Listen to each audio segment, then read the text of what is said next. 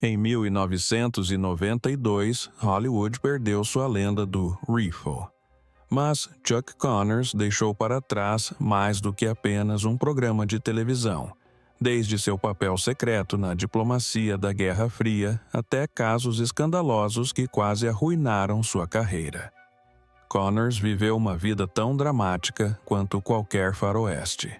Agora, 30 anos depois, a verdade finalmente está sendo revelada. Como um jogador de beisebol de Brooklyn, se tornou um herói soviético, porque seus 3 casamentos terminaram em escândalo, e os segredos obscuros que ele guardou até seus últimos dias. Chuck Connors, cujo nome verdadeiro era Kevin Joseph Aloysius Connors, nasceu em 10 de abril de 1921, no Brooklyn, Nova York. Seus pais, Alan e Marcel Connors, eram imigrantes irlandeses que trabalharam arduamente para sustentar a família durante os tempos difíceis da Grande Depressão. O pai de Chuck trabalhava como estivador e sua mãe fazia bicos para ajudar no sustento da família. A vida não era fácil, mas ensinou a Chuck o valor do trabalho árduo. Chuck cresceu em um bairro operário, passando grande parte do tempo praticando esportes no Bay Ridge Boys Club.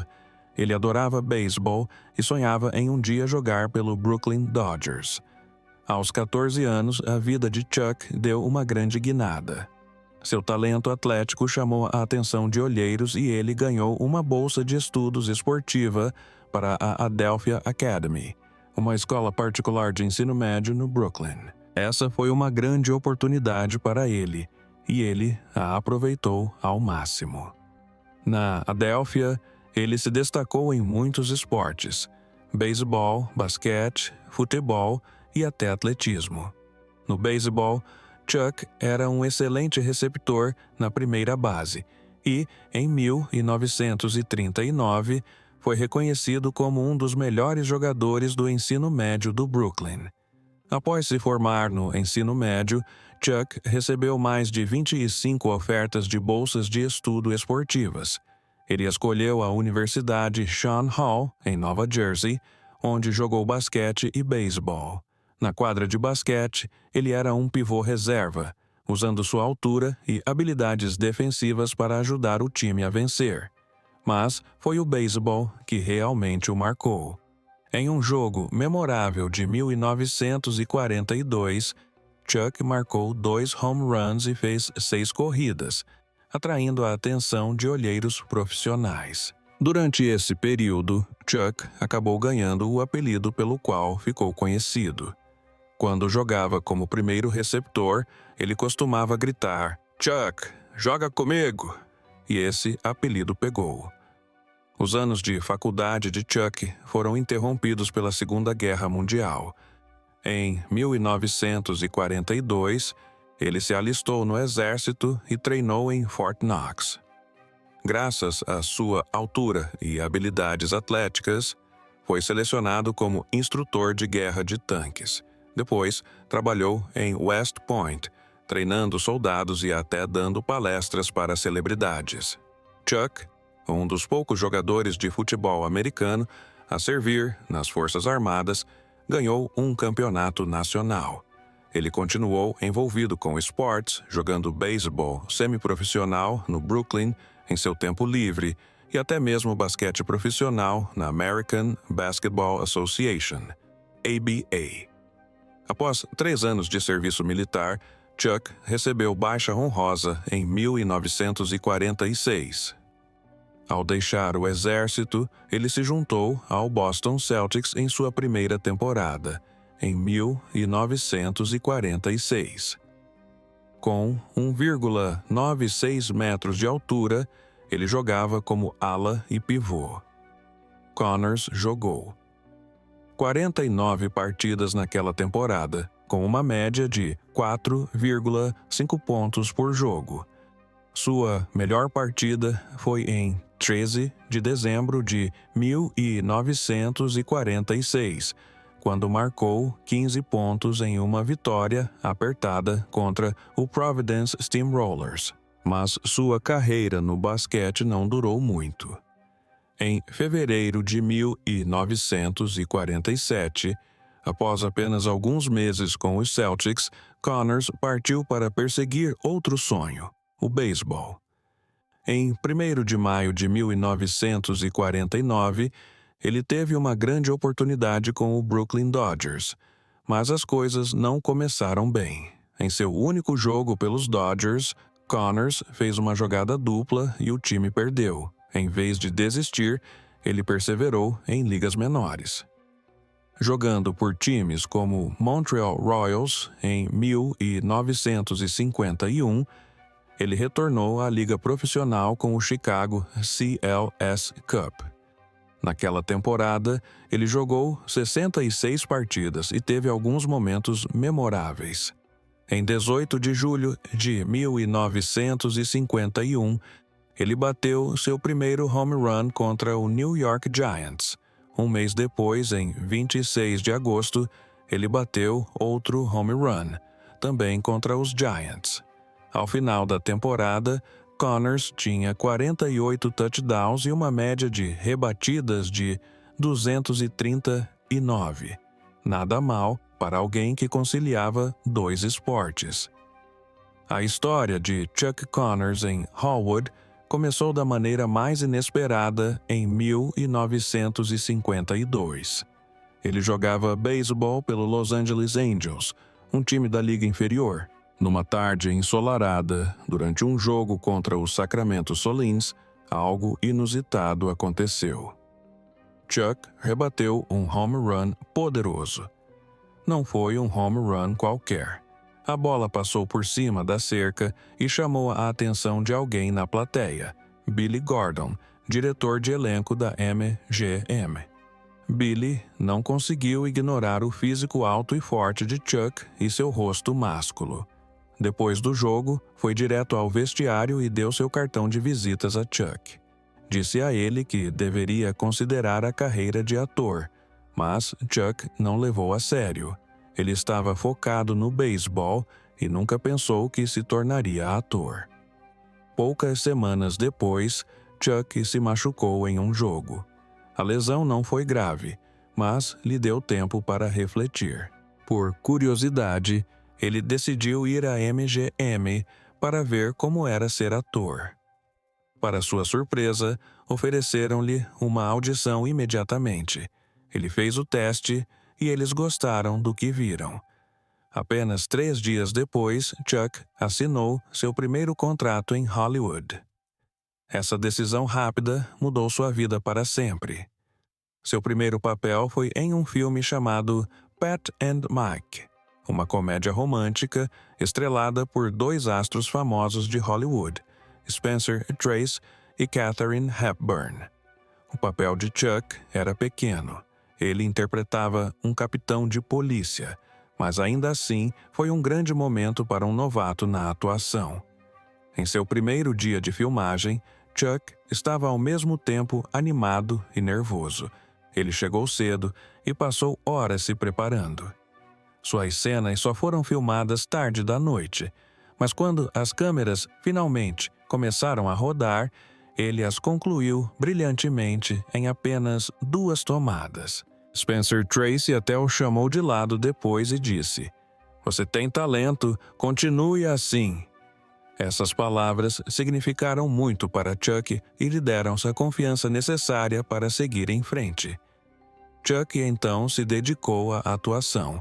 Ele aceitou todos os papéis que conseguiu encontrar, grandes ou pequenos. De 1952 a 1958, participou de mais de 20 filmes. Um de seus papéis mais memoráveis foi no filme da Disney de 1957, Old Yeller, onde interpretou Bern Sanderson. O filme foi um enorme sucesso e trouxe ainda mais reconhecimento a Chuck. Ele também atuou em filmes como Trouble Along the Way, ao lado de John Wayne, e The Big Country, onde contracenou com Gregory Peck e Charlton Heston. Cada papel o ajudou a aprimorar suas habilidades de atuação e a construir sua reputação. Além de seu trabalho no cinema, Connors era uma estrela da televisão, participando de 18 programas diferentes durante esse período. Conciliar cinema e televisão era raro para atores na época, mas a ética de trabalho e a versatilidade de Connors permitiram que ele tivesse sucesso em ambas as áreas.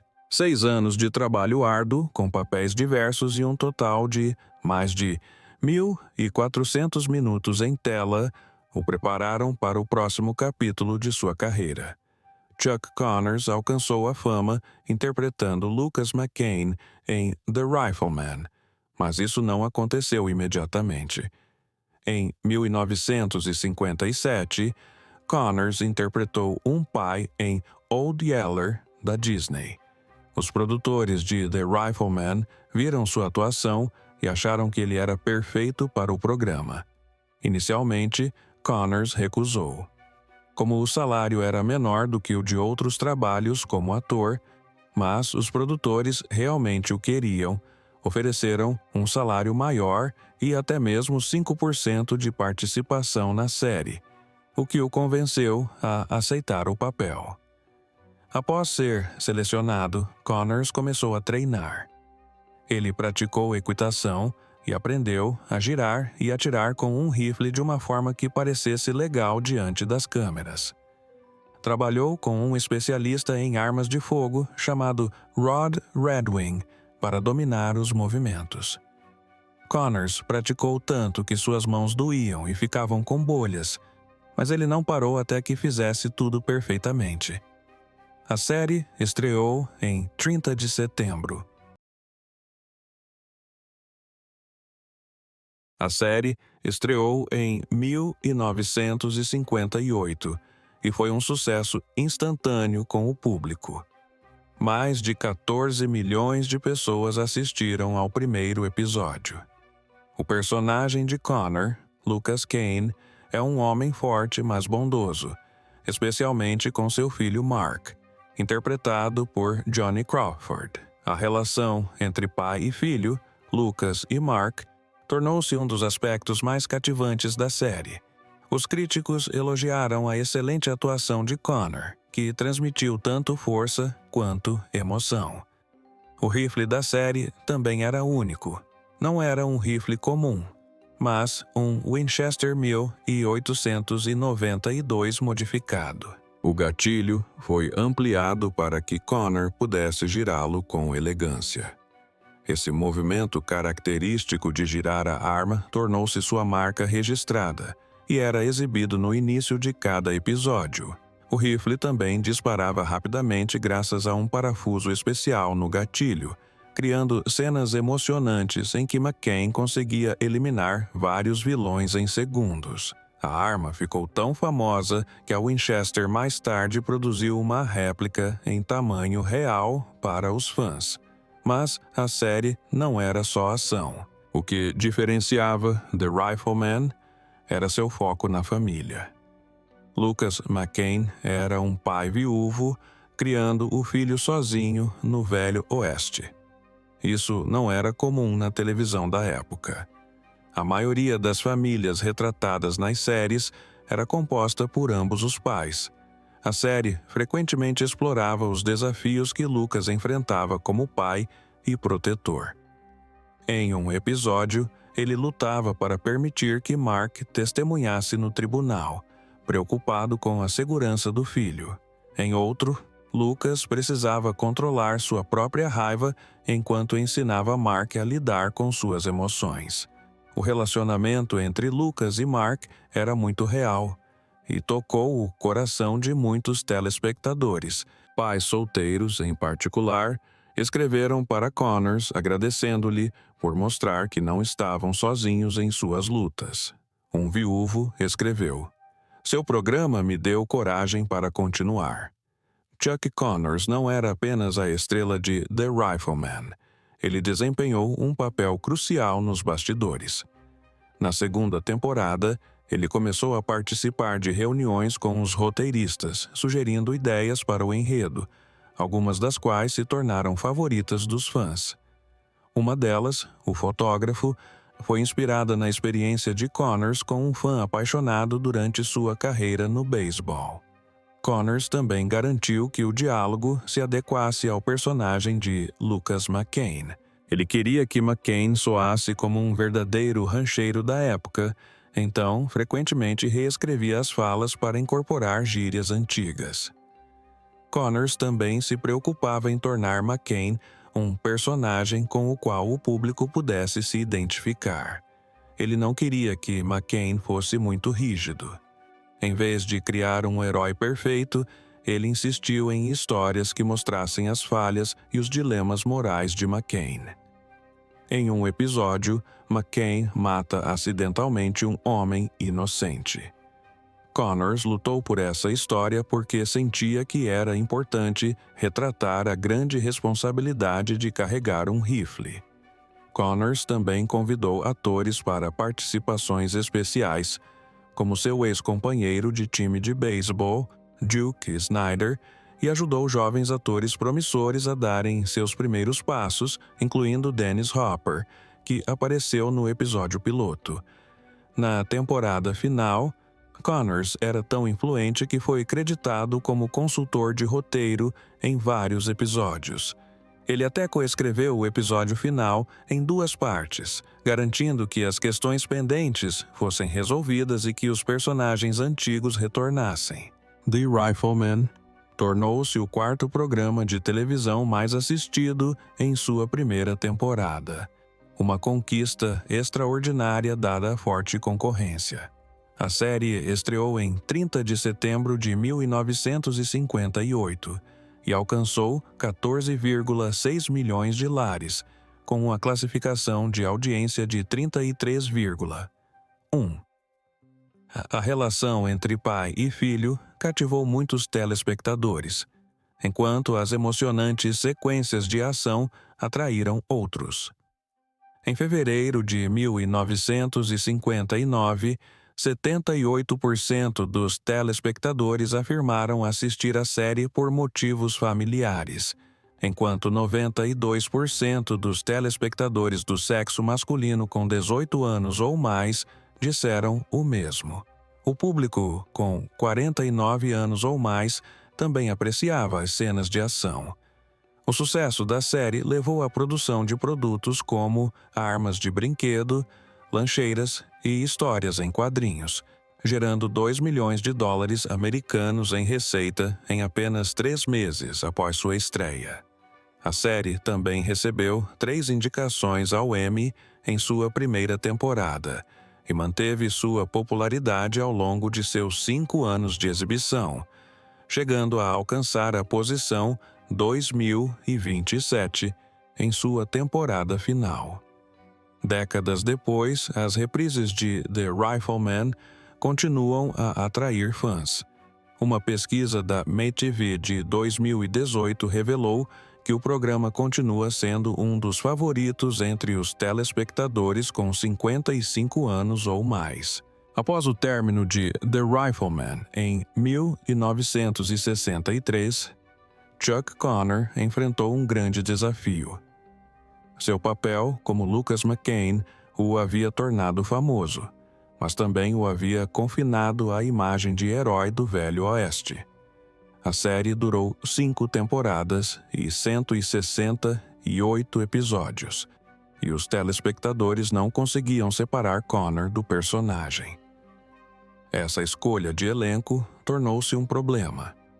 Connor queria provar que podia interpretar outros papéis, então recusou inúmeras ofertas para outros faroestes. De fato, ele rejeitou 8 episódios experimentais de faroestes para a televisão em apenas 2 anos após The Rifleman.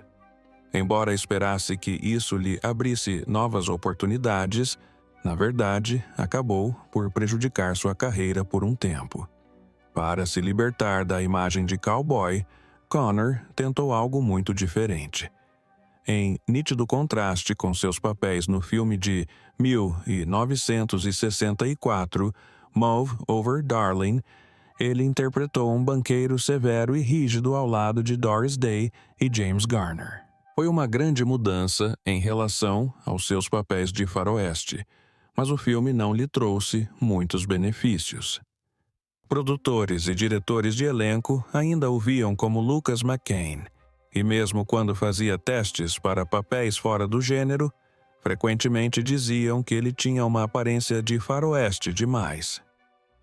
Em 1965, Connors estava tão frustrado que considerou desistir da carreira de ator e voltar ao esporte profissional. Apesar dessas dificuldades, Connors encontrou novas oportunidades em 2 séries de televisão que lhe permitiram mostrar diferentes facetas de seu talento como ator. Em Arrest and Trial, 1963 a 1964, Connors interpretou John Egan, um advogado de defesa.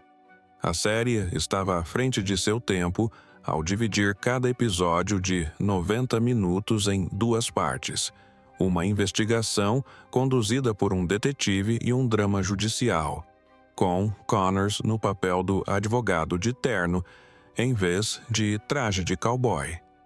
Connors mostrou que podia interpretar um intelectual refinado. Os críticos elogiaram sua atuação, mas a série foi cancelada após apenas uma temporada. Em 1965, Connors retornou ao gênero faroeste ao lado de Brandon, mas desta vez com uma história mais singular. Ele interpretou Jason McCord, um cavaleiro. Um oficial falsamente acusado de covardia e expulso do exército. A série focava na jornada de McCord para limpar seu nome e recuperar sua honra. A série teve 2 temporadas com 48 episódios e deu a Connors a oportunidade de interpretar um personagem mais complexo e emocionalmente rico do que seu papel anterior, mais simples, em Heroes. A atuação mais marcante de Connors aconteceu em 1977, quando interpretou Tom Moore na minissérie inovadora Roots. A série narra a história de uma família afro-americana. Da escravidão aos tempos modernos, Connors interpretou um implacável dono de plantação, um papel completamente diferente de seu passado.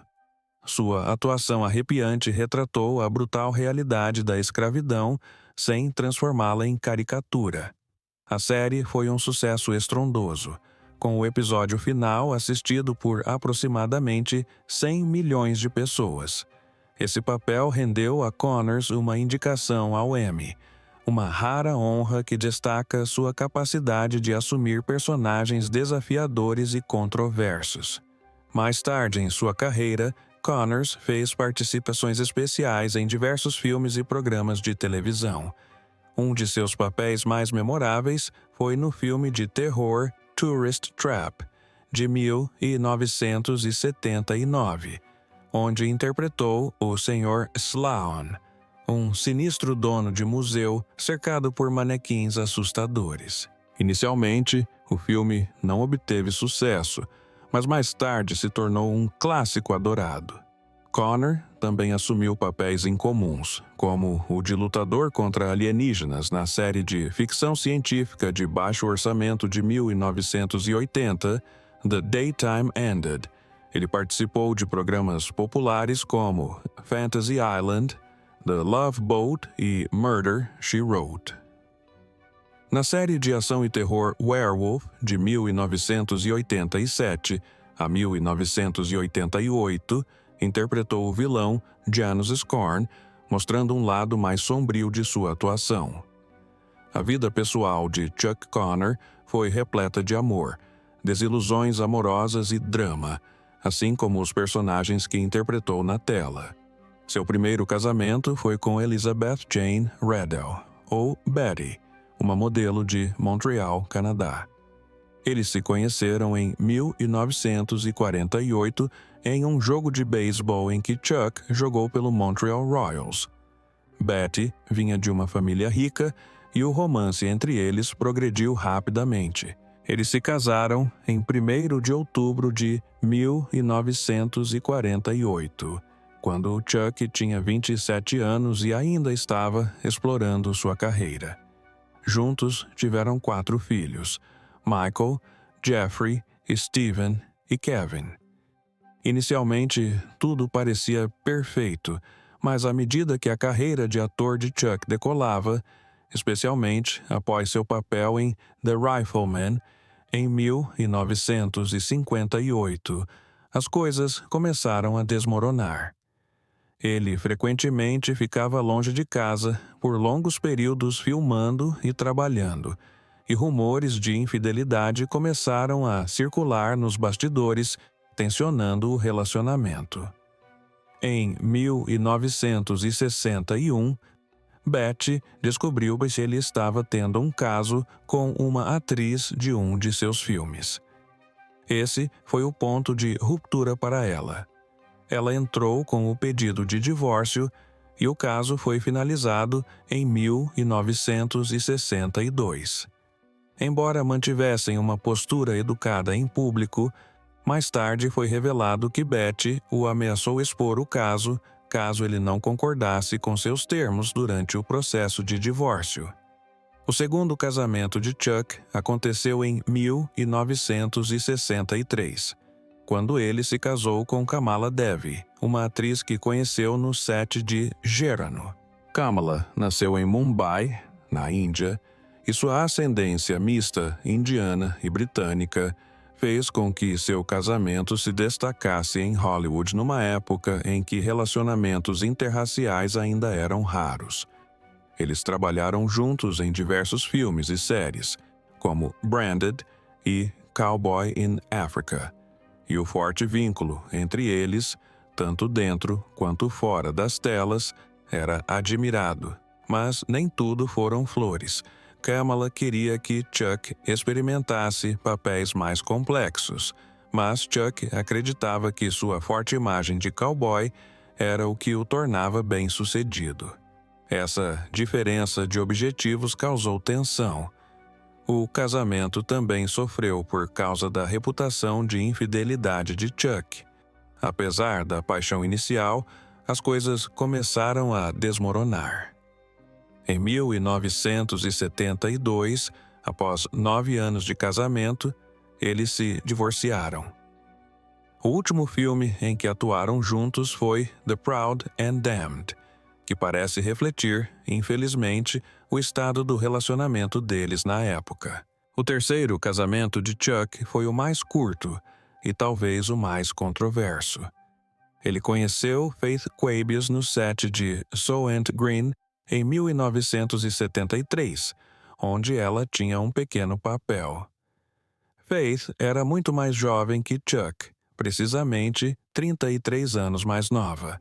Eles se casaram em 7 de setembro de 1977, em uma cerimônia privada no México. Chuck, então, com 56 anos, brincou dizendo que eles haviam interpretado marido e mulher demais no palco e decidiram tornar a união real. Mas o casamento durou apenas 3 anos. Em 1980, eles se divorciaram. Mais tarde, Faith acusou Chuck de violência doméstica durante o casamento, atribuindo a culpa ao alcoolismo dele. Chuck negou as acusações, mas elas prejudicaram sua imagem pública para sempre. Connors foi cercado por rumores de infidelidade e relacionamentos turbulentos durante seu primeiro casamento. Os rumores de infidelidade começaram e nunca o abandonaram. Uma mulher alegou ter tido um relacionamento longo com Connors na década de 1960 e o acusou de ser o pai de seu filho, embora isso não fosse comprovado. Nunca comprovado em cena, o comportamento infiel de Connors tornou-se notório. A atriz Joan Crawford chegou a dizer que ele era capaz de encantar até os pássaros, mas não de ser fiel. Essa reputação chegou a lhe custar oportunidades de carreira, com diversas atrizes se recusando a trabalhar com ele. Em um escândalo ocorrido em 1975, Connors teria sido flagrado em uma situação embaraçosa com uma jovem atriz em uma festa. O escândalo foi abafado, mas, segundo relatos, lhe custou um importante papel no cinema. Seus filhos do primeiro casamento falaram sobre a pressão que o estilo de vida do pai exercia sobre a família. Jeffrey Connors, mais tarde, revelou que seu pai sempre buscou emoções fortes, o que afetava as pessoas ao seu redor. Apesar das controvérsias, Connors raramente se pronunciava sobre os rumores. Perto do fim da vida, ele refletiu: "Vivi minha vida do meu jeito. Alguns podem não aprovar, mas não me arrependo de nada." As fortes convicções políticas de Chuck Connor o destacaram em Hollywood. Em 1967, quando a maioria das pessoas em Hollywood se opunha à Guerra do Vietnã, Chuck participou de uma marcha a favor da guerra na cidade de Nova York. Muitos o elogiaram, mas outros o criticaram. Chuck não apenas falou sobre suas crenças, como também trabalhou incansavelmente para defendê-las. Ele ajudou candidatos republicanos, particularmente Barry Goldwater, naquela época. A eleição presidencial de 1964 impactou sua carreira, mas Chuck não se importou. Ele disse certa vez: "Prefiro perder meu emprego a abrir mão dos meus princípios." Em 1972, ele chegou a receber uma oferta para ocupar uma cadeira no Congresso, mas decidiu continuar sua carreira de ator. A Guerra do Vietnã era altamente controversa em Hollywood, mas Chuck permaneceu firme em suas convicções. Ele apoiou a guerra e discordou dos manifestantes. Em 1967, ele marchou com outros em apoio às Forças Armadas Americanas. Ele disse: "Estamos lutando contra o comunismo lá para não termos que lutar aqui." Isso não foi bem recebido em Hollywood, e ele chegou a discutir com seus colegas de elenco sobre o assunto. Durante as filmagens de Soylent Green, ele teve um debate acalorado com Charlton Heston sobre a guerra. Chuck não se limitou a falar. Ele demonstrou seu apoio visitando o Vietnã diversas vezes entre 1968 e 1972. Após a guerra, Chuck ficou triste com o tratamento desumano dado aos veteranos. Ele disse que eles mereciam marchar, não protestar, e que o país os havia abandonado. Uma das coisas mais surpreendentes sobre a carreira de Chuck foi o imenso carinho da União Soviética por seu programa, The Rifleman. Durante as décadas de 1960 e 1970, quando as tensões entre os EUA e a União Soviética estavam altas, The Rifleman tornou-se um dos poucos programas de televisão americanos autorizados a serem exibidos na televisão soviética. As pessoas adoravam seu personagem, Lucas McCain, por seu forte papel paterno e sua luta por justiça. Em 1973, aproximadamente 250 milhões de soviéticos haviam assistido ao programa, e até mesmo Leonid Brezhnev, o líder soviético, era um grande fã. Quando Brezhnev visitou Washington, D.C. em 1973, solicitou uma reunião com Chuck Connor. Esse encontro levou a algo extraordinário. Mais tarde naquele ano, Brezhnev convidou Chuck para visitar Moscou. Chuck ficou por 2 semanas e foi tratado como uma grande estrela. Ele se encontrou com Brezhnev no Kremlin e os dois até fizeram uma divertida competição de tiro que Chuck havia proposto a ele anteriormente. Chuck também compareceu a uma exibição especial de O Atirador, onde os fãs ficaram loucos para conseguir seu autógrafo. Durante essa viagem, Chuck filmou um documentário chamado Paz e Amizade, que foi ao ar na televisão soviética para milhões de telespectadores. O documentário mostrava Chuck encontrando cidadãos soviéticos comuns e falando sobre como americanos e soviéticos poderiam conviver em harmonia. Um ano antes de sua morte, Connors teve uma última participação especial em 3 de novembro de 1991. Ele apareceu na televisão. O filme, intitulado O Retorno do Jogador, A Sorte do Sorteio, é estrelado por Kenny Rogers, com Connors reprisando seu personagem mais famoso, Lucas McCain, de O Rifleman, em uma cena breve, porém memorável. Ele veste o icônico traje de McCain e segura o famoso rifle Winchester em uma cena em que McCain desafia o jogador para uma competição de tiro. Embora a cena tenha apenas cerca de 90 segundos de duração, ela evocou memórias do papel mais querido de Connors. Os fãs ficaram emocionados em vê-lo como McCain pela última vez. O momento foi ainda mais especial porque Johnny Crawford, que interpretou seu filho, Mark, em The Rifleman, também participou do filme. Eles tiveram uma cena curta, mas tocante para-se a alegria dos fãs de longa data. O filme recebeu muitos elogios e foi uma maneira perfeita de se despedir do papel mais famoso de Connors.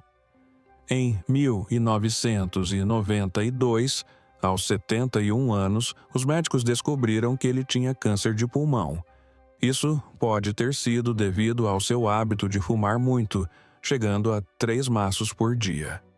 Os fãs ficaram chocados porque Connors sempre fora considerado saudável. Inicialmente, ele não contou a muitas pessoas sobre sua doença e continuou a aparecer em público. Mas, em outubro de 1992, seu estado de saúde piorou progressivamente em 28 de outubro. Ele foi levado para o Cedars-Sinai Medical Center em Los Angeles porque também estava com pneumonia, o que agravou seu quadro. Permaneceu internado por 13 dias lutando contra a doença enquanto os médicos faziam o possível. Infelizmente, em 10 de novembro de 1992, Connor faleceu. A causa da morte foi câncer de pulmão, sendo a pneumonia o principal fator.